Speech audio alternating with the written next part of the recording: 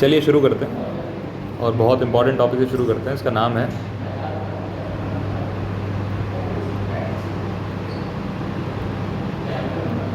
ली चैटेलियर्स principal. बहुत ही important principle है। क्या कहता है, ध्यान से सुनना है। ये कहता है कि सर कोई रिवर्सिबल रिएक्शन थी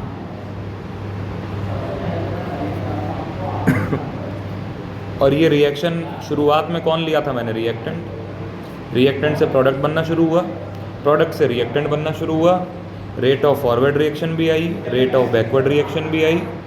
सर कुछ टाइम के बाद जाके rate of forward reaction rate of backward reaction के बराबर हो गई। कब हो जाती है? इक्विलिब्रियम पे बराबर हो जाती है, मतलब इक्विलिब्रियम आ गया। इस इक्विलिब्रियम पे ये रिएक्शन जब आ गई थी, मुझे पता नहीं क्या हुआ, मुझे अच्छी नहीं लगी इक्विलिब्रियम पे। मैंने इस रिएक्शन में कुछ चेंजेस कर दिए। क्या क्या चेंज कर सकता हूँ सर? हो सकता है मैंने रिएक्टेंट की कंसंट्रेशन बढ़ा दी हो और रिएक्टेंट डाल दिया, या हो सकती है मैंने रिएक्टेंट की कंसंट्रेशन कम कर दी हो, रिएक्टेंट को हटा लिया हो सकता है मैंने प्रोडक्ट की कंसंट्रेशन बढ़ा दी हो सकता है प्रोडक्ट कम कर दिया हो सकता है मैंने हीट ज़्यादा दे दी हो सकता है मैंने ठंडा कर दिया हो सकता है मैंने प्रेशर इंक्रीज़ कर दिया, हो सकता है मैंने प्रेशर डिक्रीज़ कर दिया हो। मतलब मैं बहुत सारी चीज़ें कर सकता हूँ। कुछ भी करके मैंने कुछ भी किया, लेकिन मैंने कुल मिला के क्या कर दिया? इक्विलिब्रियम को डिस्टर्ब कर दिया। इक्विलिब्रियम क्या हो गया? डिस्टर्ब। तो ली चैटलीज ये बोलते हैं कि अगर आपने कंसंट्रेशन, प्रेशर, टेम्परेचर किसी की वजह से भी इक्विलिब्रियम को डिस्टर्ब कर दिया, तो इक्विलिब्रियम अपनी पूरी जान लगा देता है वापस से इक्विलिब्रियम को। ये रिएक्शन जो है वो अपनी पूरी जान लगा देगी वापस से इक्विलिब्रियम को एस्टेब्लिश करने में। इसका मतलब रिएक्शन को प्यार है इक्विलिब्रियम से। समझ में आई बात? अगर आपने इस इक्विलिब्रियम के साथ कोई छेड़छाड़ करी तो रिएक्शन अपनी पूरी जान लगा देगी दोबारा इक्विलिब्रियम को वापस लाने। समझ में आ रही बात? अब वो कैसे लाएगी, कैसे क्या होगा, वो समझाता हूँ मैं, वही हमको समझना है।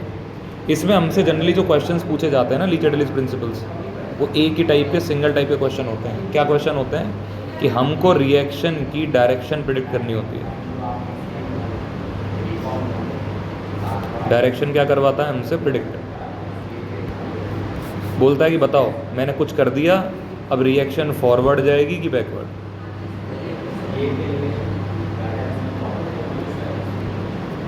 रिएक्शन फॉरवर्ड जाएगी कि बैकवर्ड? अब मैं तुमको सिखाता हूँ एक एक करके कि हम क्या क्या कर सकते हैं, और कुछ भी करेंगे तब क्या होगा। पहला केस लेता हूँ, देखो। पहला केस ये है, case number 1, concentration is changed.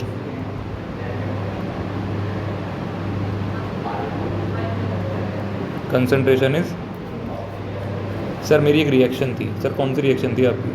कि सर ये रिएक्टेंट्स हैं, लगातार मिलके क्या बना रहे हैं? प्रोडक्ट बना रहे हैं।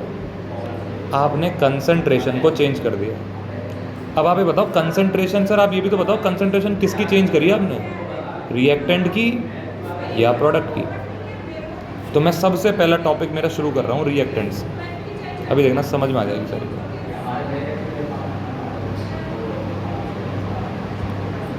सबसे पहला टॉपिक है मेरा, रिएक्टेंट की कंसंट्रेशन को मैंने चेंज कर दिया। देखना ध्यान से। बोले सर रिएक्शन थी, ये चल रही थी बढ़िया, अपने मौज मस्ती से ज़िंदगी बिता रही थी। सर मैंने क्या किया? इक्विलिब्रियम पे रिएक्शन थी, मैंने सबसे पहले रिएक्टेंट की कंसंट्रेशन को बढ़ा दिया। ध्यान सुनना। इक्विलिब्रियम पे थी, अब मैंने इक्विलिब्रियम पे क्या करा है? मैंने इक्विलिब्रियम पे रिएक्टेंट की कंसंट्रेशन को बढ़ा दिया। इसका मतलब सिंपली देसी भाषा में बताऊं तो रिएक्टेंट को मैंने बढ़ा दिया। अब रिएक्शन क्या करे?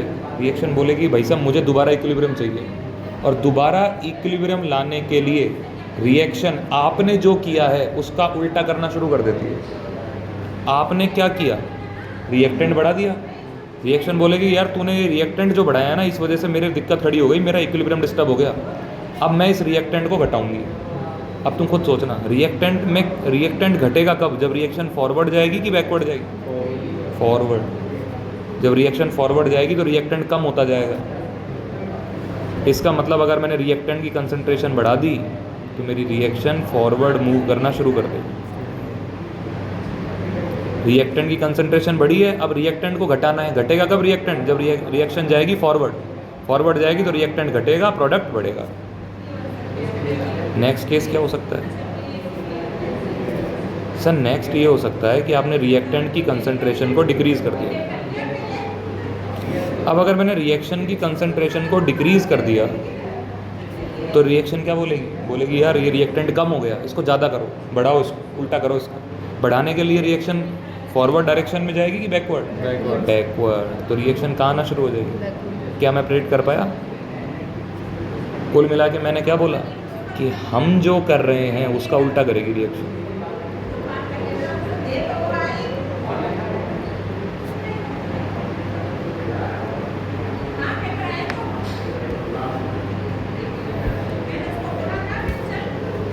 अब चलते हैं प्रोडक्ट की तरफ।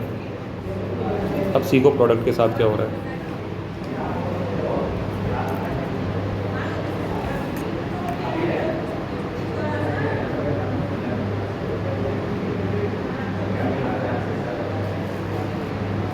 प्रोडक्ट की बात करें, देखो सर रिएक्शन फिर वही थी, कोई सी भी रिएक्शन हो दुनिया में मुझे मतलब नहीं। रिएक्शन कैसी थी? रिवर्सिबल। सर रिएक्टेंट प्रोडक्ट बना रहा था, प्रोडक्ट रिएक्टेंट बना रहा था, रिएक्शन मेरी इक्विलिब्रियम पे थी। अब मैंने जो रिएक्शन में चेंज करा है वो किसकी कंसंट्रेशन में किया है? प्रोडक्ट की कंसंट्रेशन। अगर मैंने प्रोडक्ट की कंसंट्रेशन बढ़ा दी तो रिएक्शन क्या बोलेगी? अगर मैंने प्रोडक्ट की कंसंट्रेशन बढ़ा दी तो रिएक्शन बोलेगी कि देखो आप प्रोडक्ट को बढ़ा रहे हो, मैं कम करूँगी। अब प्रोडक्ट कम कब होगा बताओ? फॉरवर्ड में कि बैकवर्ड में? सर फॉरवर्ड में तो प्रोडक्ट बन रहा है, बैकवर्ड में कम हो रहा है। अच्छा सर बैकवर्ड मूव हो जाएगी रिएक्शन। अगर मैंने प्रोडक्ट को कम कर दिया तो रिएक्शन क्या बोलेगी? मैं ज़्यादा करूँगी, बढ़ाऊँगी। बढ़ेगी कब प्रोडक्ट? जब रिएक्शन फॉरवर्ड आएगी। क्या मैं कॉमन सेंस से इस तरह के क्वेश्चन कर लूँगा? याद रह जाएगा। ट्रिक क्या है? हम जो कर रहे हैं उसका उल्टा हुआ। ठीक है, ये किसकी कंसंट्रेशन वाली बात हो गई। पहला टॉपिक केस नंबर 1 ख़त्म हो गया। अब देखो मैं एक एग्जाम्पल के फॉर्म में समझा देता हूँ। सर एक रिएक्शन थी N2 + 3H2 बना रहा है 2NH3। ठीक है, उसने बोल रहा है कि सर बताओ N2 की कंसंट्रेशन को इंक्रीज़ करने पे क्या होगा? रिएक्शन कौन सी डायरेक्शन में जाएगी?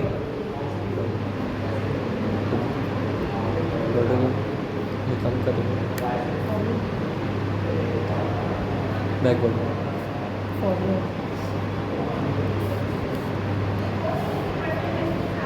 देखो सर नाइट्रोजन को बढ़ाया क्या आपने? नाइट्रोजन कौन है? रिएक्टेंट। रिएक्टेंट को अगर आप बढ़ाओगे तो रिएक्शन पूरी जान लगा देगी रिएक्टेंट को कम करने में। और रिएक्टेंट में कमी कब आएगी? जब रिएक्शन कौन से डायरेक्शन में जाती है? इसका उल्टा किया। अगर हमने नाइट्रोजन को बढ़ाया है तो रिएक्शन बोलेगी नहीं मैं कम करूँगी। कम करने के लिए रिएक्शन को कहाँ भेजना पड़ेगा? रिएक्टेंट को कम करने के लिए फॉरवर्ड जाएगी, तभी तो ये कम होंगे। और कौन बढ़ेगा? NH3। ठीक है, उसने बोला कि सर मैंने NH3 की कंसंट्रेशन को इंक्रीज़ कर दिया, बताओ रिएक्शन कहाँ जाएगी?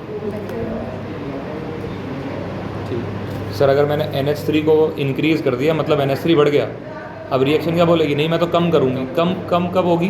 जब ये बैकवर्ड रिएक्शन आएगी। बैकवर्ड आएगी तो NH3 खत्म होता जाएगा और N2 + 3H2 बनता जाएगा। समझ में आई क्वेश्चन के साथ है? कोई भी रिएक्शन दे देगा और करवा लेगा। नेक्स्ट मूव करें। नेक्स्ट हम दूसरा फैक्टर लेते हैं। हमारा सेकंड फैक्टर क्या कहता है? सेकंड फैक्टर हमारा आता है प्रेशर।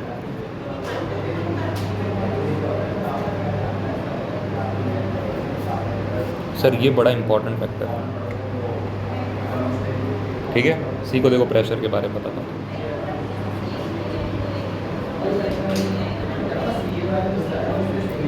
एक रिएक्शन थी मेरे पास,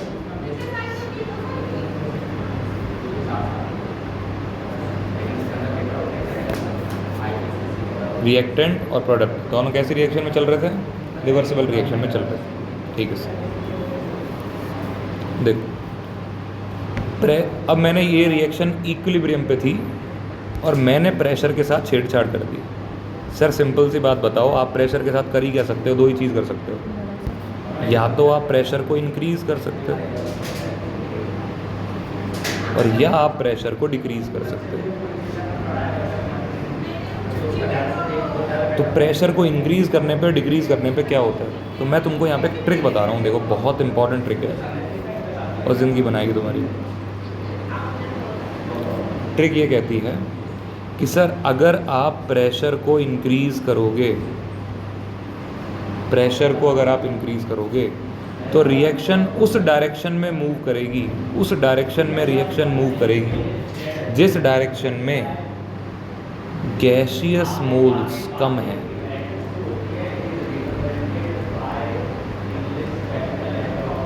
ये मेरी बहुत इंपॉर्टेंट रही है, अभी सीख जाओगे 2 मिनट में। ट्रिक क्या कहती है? अगर आपने प्रेशर को इंक्रीज़ किया तो मेरी रिएक्शन उस डायरेक्शन में जाएगी जहाँ पर गैसियस मोल कम है। इसका मतलब क्या है? सुन, मैं एक रिएक्शन लिख रहा हूँ यहाँ पे। N2 एक गैस होती है, 3H2 भी एक गैस होती है, और ये दोनों मिलके क्या बनाते हैं? 2NH3 gas. कोई दिक्कत? उन्होंने बोला कि बताओ प्रेशर इंक्रीज़ करने पे क्या होगा। अब देखो ध्यान से, मैंने मेरी ट्रिक याद आएगी तुमको। ट्रिक क्या कहती है? सर प्रेशर इंक्रीज़ किया है तो रिएक्शन उस डायरेक्शन में जाएगी जहाँ पर गैसियस मोल्स कम है। अब मैं गैसियस मोल्स ढूंढने गया, पहले सिखा चुका मैं। देखो यहाँ कितने हैं, ये भी गैस है, ये भी गैस है। तो N2 का तो 1 है और हाइड्रोजन के 3 है, मतलब इस तरफ टोटल 4 मोल हैं। जब मैं इधर गया तो अमोनिया के पास कितने मोल हैं? बताओ मोल कम कहाँ है? NH3। तो रिएक्शन NH3 की तरफ जाएगी, मतलब फॉरवर्ड जाएगी।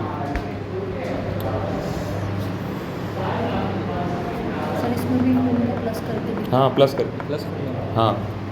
रिएक्टेंट साइड कितना है, प्रोडक्ट साइड कितना? इस वाले का बताओ।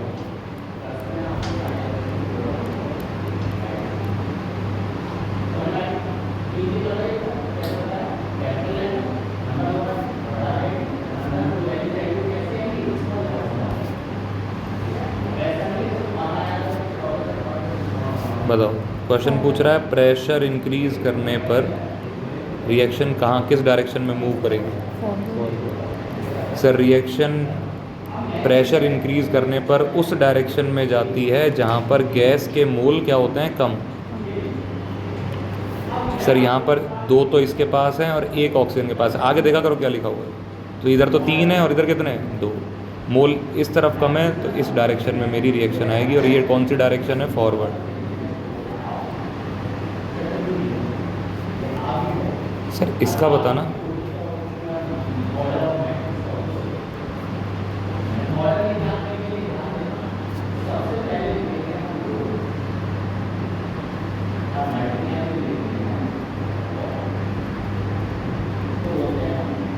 प्रेशर इंक्रीज करने पर क्या होगा?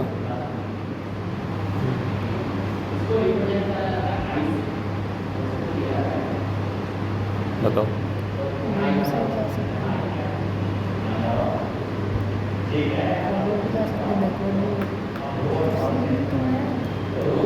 वो तो वैसे भी जा रही है, फॉरवर्ड तो वैसे भी जा रही है, बैकवर्ड तो वैसे भी जा रही है। देखो रिएक्शन एक टाइम पे एक ही डायरेक्शन में जा सकती है, या तो फॉरवर्ड या बैकवर्ड। मन मर्जी थोड़ी है। तो आपने दिखाई नहीं। देख सर, प्रेशर इंक्रीज़ करने पे आपने तो ये बताया था कि प्रेशर इंक्रीज़ करने पे रिएक्शन उस डायरेक्शन में मूव करती है जहाँ पे गैस के मोल क्या आते हैं? गैस के मोल कम आते हैं। सर जब मैं गैस के मोल ढूंढने गया तो यहाँ 2 थे और यहाँ 1 और 1, यहाँ भी 2 हैं। तो अगर गैस के मोल दोनों तरफ ही बराबर हैं, कहीं कम है ही नहीं, तो रिएक्शन कहीं मूव करेगी ही नहीं। इसका मतलब ये है, नहीं रिएक्शन तो होगी, इसका मतलब ये है कि प्रेशर का कोई इफेक्ट नहीं पड़ेगा। अगर प्रेशर का इफेक्ट होता तो उस इफेक्ट को हटाने के लिए रिएक्शन कहीं ना कहीं तो मूव करती। अब मूव ही नहीं कर रही, इसका मतलब प्रेशर का कोई इफेक्ट ही नहीं है। प्रेशर का नो इफेक्ट, कोई इफेक्ट नहीं है। कब? देखना स्पेशल केस कल पढ़ाया था। इस रिएक्शन में खास बात है कि डेल्टा Ng की वैल्यू कितनी है? डेल्टा एन जी की वैल्यू कितनी है 0, दोनों को घटाओ, प्रोडक्ट माइनस रिएक्टेंट, 2 - 2 0। तो जिनके लिए भी डेल्टा एन जी 0 आएगा वो रिएक्शंस प्रेशर पे डिपेंड नहीं करती, वो कहीं भी मूव नहीं करेंगे। इतना पढ़ाने के बाद कभी कभी क्या होता है कि हमारी मुलाकात होती है कुछ विशेष लोगों से, वो बोलते हैं सर ये तो बहुत आसान हो गया, ऐसे तो हमारी ज़िंदगी कैसे कटेगी, हमको कुछ मुश्किल करना है, कुछ तूफ़ानी करना लाइफ।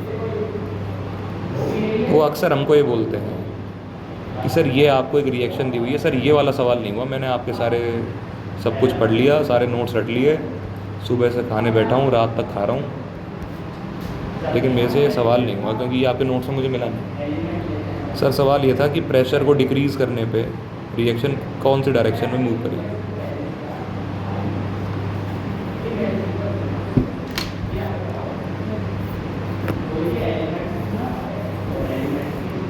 सर आपने तो ट्रिक ही नहीं बताई, प्रेशर को डिक्रीज़ करने पे क्या होता है उसकी, आपने तो बताया प्रेशर को इंक्रीज़ करने पे क्या होता है,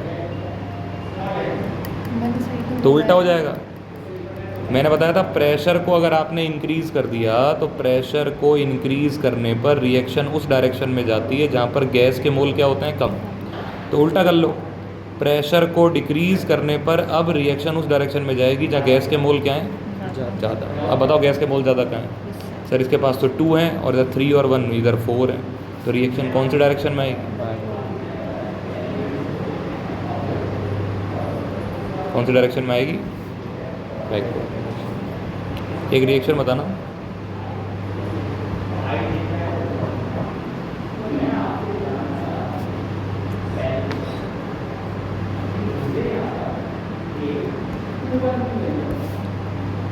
बताओ प्रेशर इंक्रीज करने पर कौन सी डायरेक्शन में जाएगी रिएक्शन।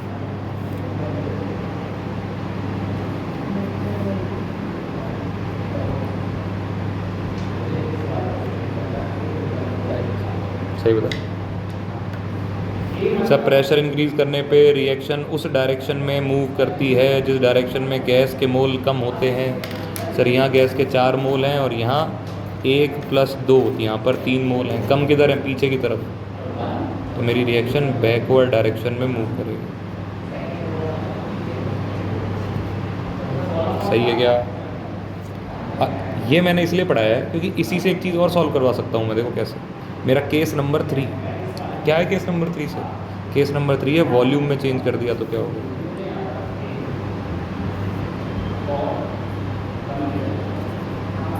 चेंज इन वॉल्यूम कर दिया तो क्या होगा। सर क्या हमने एक लॉ पढ़ा था बॉयल्स लॉ, और वो ये कहता था कि प्रेशर और वॉल्यूम एक दूसरे के उल्टे होते हैं। अच्छा सर, इसका मतलब जो प्रेशर के साथ हो रहा था उसका उल्टा होगा किसके साथ, वॉल्यूम के साथ। तो प्रेशर में मैंने क्या याद किया था कि सर प्रेशर को इंक्रीज़ करने पर रिएक्शन उस डायरेक्शन में मूव करती है जहाँ गैस के मोल क्या होते हैं कम, तो इसका उल्टा कर दो, वॉल्यूम को इंक्रीज़ करने पे अब रिएक्शन उस डायरेक्शन में मूव करेगी जहाँ गैस के मॉलिक्यूल क्या है ज़्यादा। समझ में आई क्या? ये मेरी इम्पोर्टेंट ट्रिक बन गई क्या?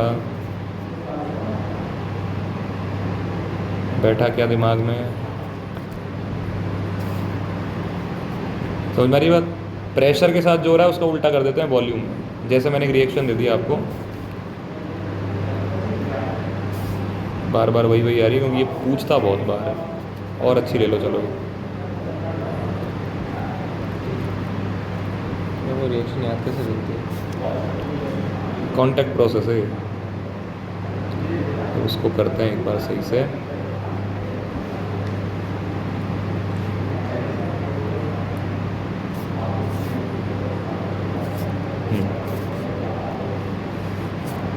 वॉल्यूम ज़्यादा करेंगे। देखो ये सब गैस है,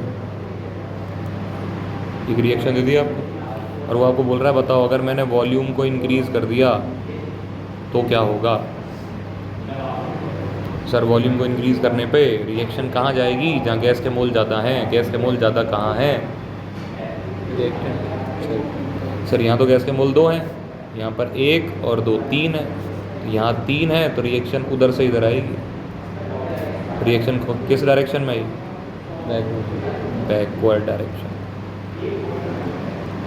समझ में आ रही है बात? अच्छा अगला करके बताना।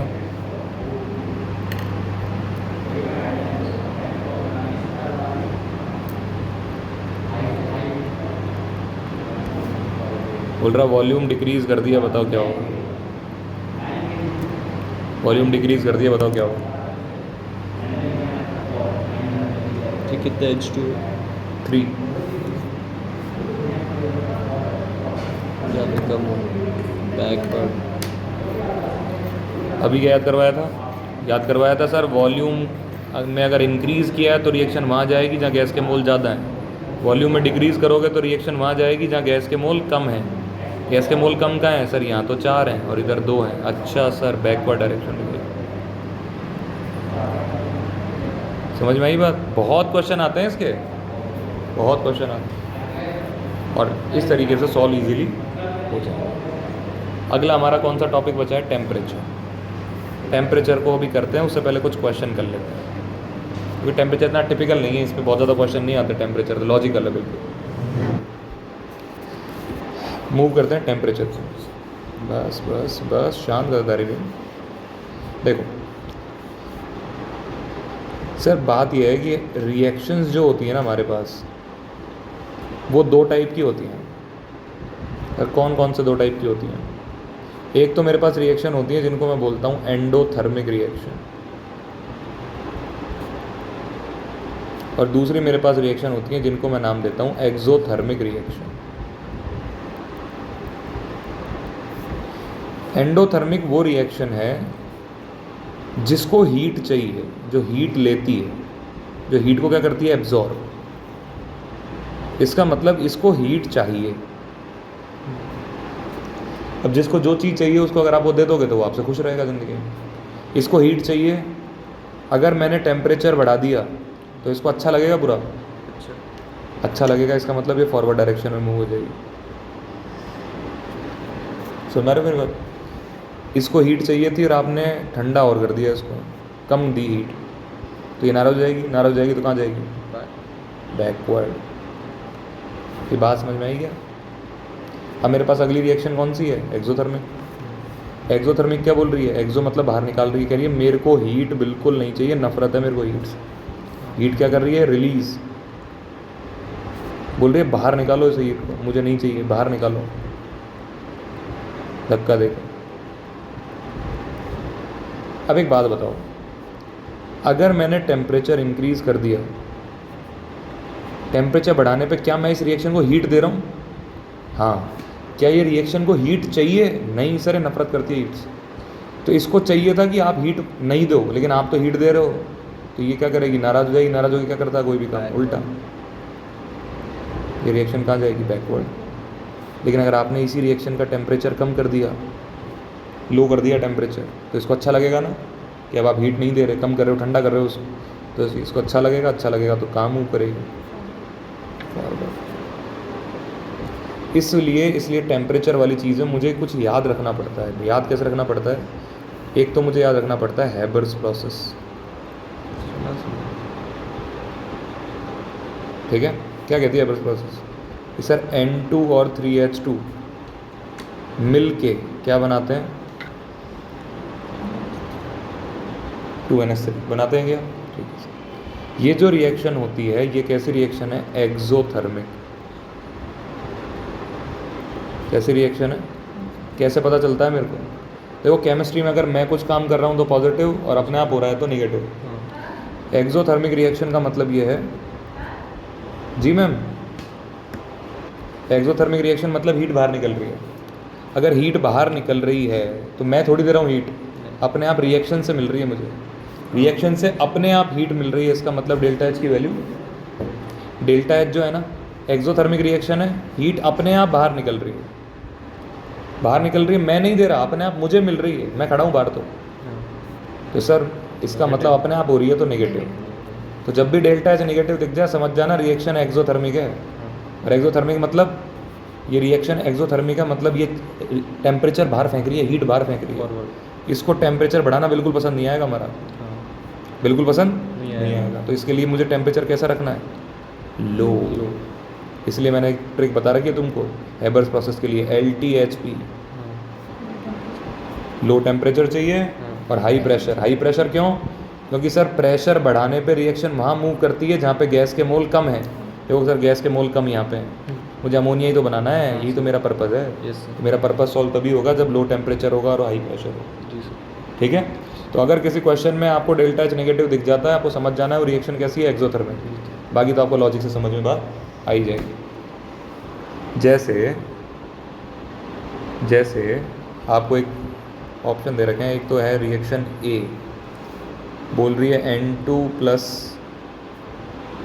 3NH2 इज़ फॉर्मिंग 2NH3 और इसके लिए डेल्टा एच की वैल्यू दे रखी है माइनस का Q1।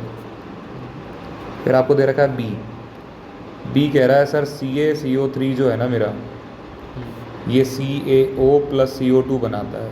अगर आपको हल्का फुल्का याद हो तो CaCO3 सॉलिड होता है, CaO भी सॉलिड होता है, सिर्फ गैस एक ही चीज़ है CO2। बोल रहा सर इसके लिए डेल्टा एच की वैल्यू है प्लस का Q2।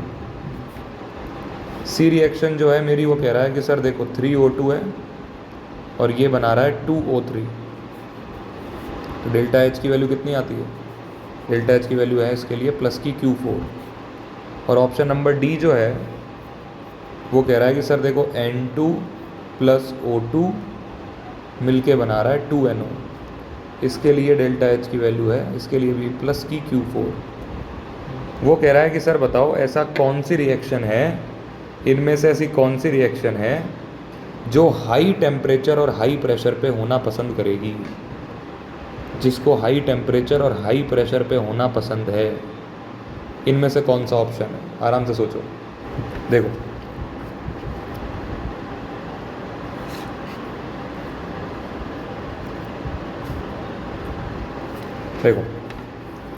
बोल रहा है हाई टेम्परेचर और हाई प्रेशर होना चाहिए। हाई टेम्परेचर किसको पसंद है? उस रिएक्शन को जिसको टेम्परेचर पसंद हो, जिसको हीट पसंद हो। और हीट किसको लेना पसंद है? एंडोथर्मिक। एंडोथर्मिक के लिए कैसा आता है? एंडोथर्मिक हमको देनी होती है हीट, हमको देनी होती है, मतलब डेल्टा एच की वैल्यू कैसी आती है? प्लस। अच्छा, मतलब सर डेल्टा एच की वैल्यू प्लस आनी चाहिए, तो ऑप्शन नंबर 1 तो गया हमारा, बाकी सबके लिए प्लस है। अब चलते हैं हाई प्रेशर पे। सर प्रेशर इंक्रीज करने पे रिएक्शन वहाँ मूव करती है जहाँ पे मोल कम है।